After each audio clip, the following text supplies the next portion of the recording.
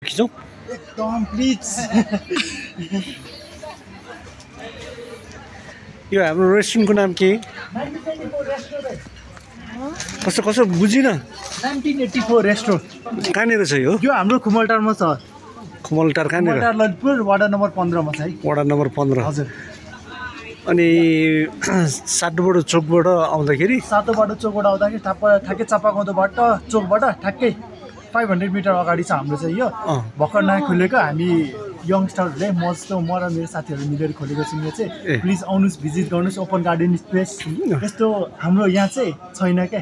काठमाडौँमा धेरै मान्छेहरूले अब नयाँ रेस्टुरेन्टहरूमा पुरै झिलिमिलीमा बस्ने ठाउँहरू धेरै राम्रो राम्रो छ, तर हाम्रो यस्तो नेचरसँग मजाले बस्ने खालको हामीले चाहिँ नयाँ ट्राई गरेको छौँ। हजुरलाई कस्तो लाग्छ? अनि यहाँको स्पेसल चाहिँ के छ? स्पेसल हाम्रो यहाँ पोर्क सेप्पाहरू छ, काँचो पोर्कहरू छ।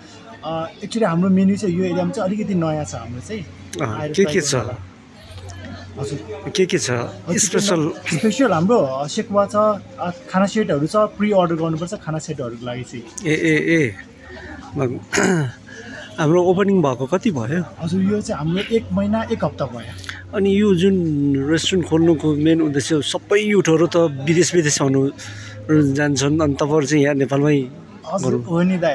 खासमा हाम्रो पनि प्लान चाहिँ विदेश जानु थियो। म र मेरो साथी छु बच्चादेखि, ऊ चाहिँ मेरो साथी नै हो होइन। अनि खासमा हामी पनि बाहिर जान रेडी भइसकेको थियो कि, तर होस् एकचोटि नेपालमा ट्राई गरौँ न कस्तो हुँदो रहेछ भनेर बाहिर गइसकेको हामीसँग अलमोस्ट सबै प्रोसेस भइसकेको थियो। तर होइन नेपालमा गर्नुपर्छ भनेर चाहिँ बाहिर प्रोसेसलाई रोकेर चाहिँ नेपालमा हामीले लगानी गरेको। अहिले नेपाल बस्दाखेरि तपाईँलाई कस्तो फिल भइरहेछ? एकदम राम्रो भइरहेछ। हामीले सोचेको भन्दा चाहिँ 1 महिनामा 1 हप्तामा 1 महिना 1 हप्तामा चाहिँ हामीले राम्रो रिजल्ट देखेको छौँ। हाम्रो यो भिडियो हेर्नु भएको दर्शकहरूलाई भनिदिनु न, विदेश जानुपर्छ पर्दैन पैसा कमाउनु भन्दा? तपाईँसँग डेडिकेसन छ, प्यासन छ भने चाहिँ प्लिज हाम्रो हामीले गरेको जस्तै एकचोटि ट्राई गर्नुहोस्। गाह्रो छ नेपालमा गर्न चाहिँ गाह्रो छ भन्छ होइन, तर मलाई चाहिँ इफ तपाईँले मेहनतले गर्नुहुन्छ नेपालमा धेरै कुरा गर्न सकिन्छ जस्तो लाग्छ। धन्यवाद। दाइ।